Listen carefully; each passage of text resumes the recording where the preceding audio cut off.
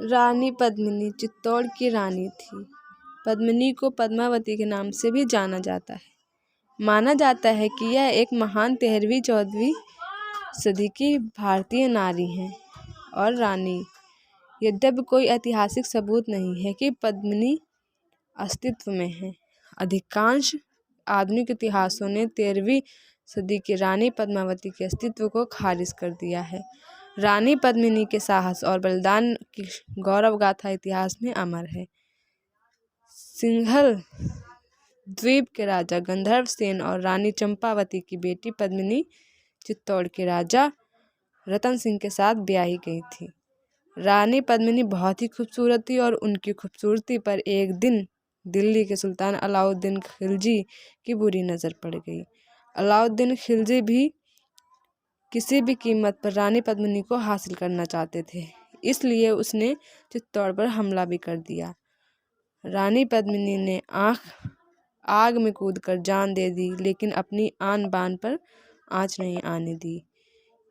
ईस्वी सन 1303 में चित्तौड़ के लूटने वाला अलाउद्दीन खिलजी था, जो राजश्री सुंदरी रानी पद्मिनी को पाने के लिए लालची था। श्रुति यह है कि उसने दर्पण में रानी की प्रतिबिंब देखी और उसके सम्मोहित करने वाले सौंदर्य को देखकर अभिभूत हो गया। लेकिन कुलीन रानी ने लज्जा को बचाने के लिए जौहर करना बेहतर समझा। रानी पद्मावती ने भी अलाउद्दीन खिलजी को उनके प्रतिबिंब को आईने में देखने की मंजूरी दे दी।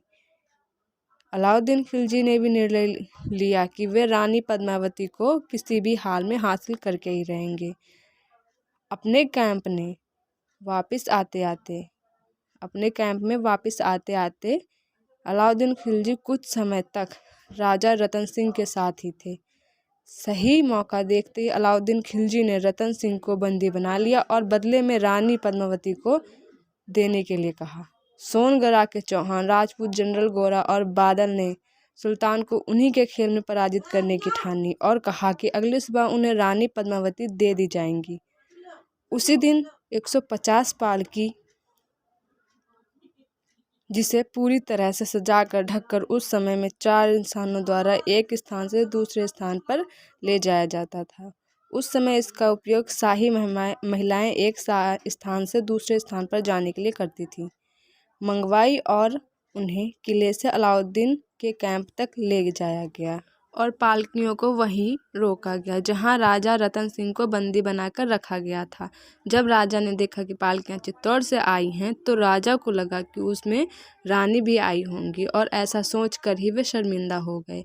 लेकिन जब उन्होंने देखा कि पालकी से बाहर रानी नहीं बल्कि उनकी महिला कामगार निकली और सभी पालकियां सैनिकों से भरी हुई हैं, तो वे बहुत पूरी तरह से चिंतित हुए। अब देखते हैं कि रानी पद्मावती जी का बचपन और स्वयंवर में रतन सिंह से विवाह किस तरह से हुआ।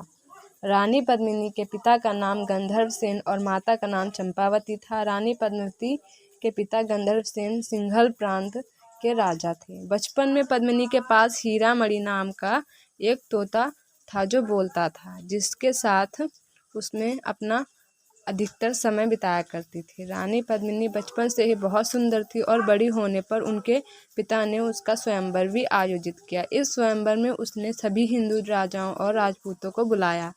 एक छोटे प्रदेश का राजा मलखान सिंह भी उस स्वयंवर में आया था। राजा रावल रतन सिंह भी पहले से ही अपनी एक पत्नी नागमती होने के बावजूद स्वयंवर में गए थे। प्राचीन समय में राजा एक से अधिक विवाह करते थे ताकि वंश को अधिक उत्तराधिकारी मिले। राजा रावल रतन सिंह ने मलखान सिंह को स्वयंवर में हराकर पद्मावती से विवाह कर लिया। विवाह के बाद वो अपनी दूसरी पत्नी पद्मिनी के साथ वापस चित्तौड़ लौट आए।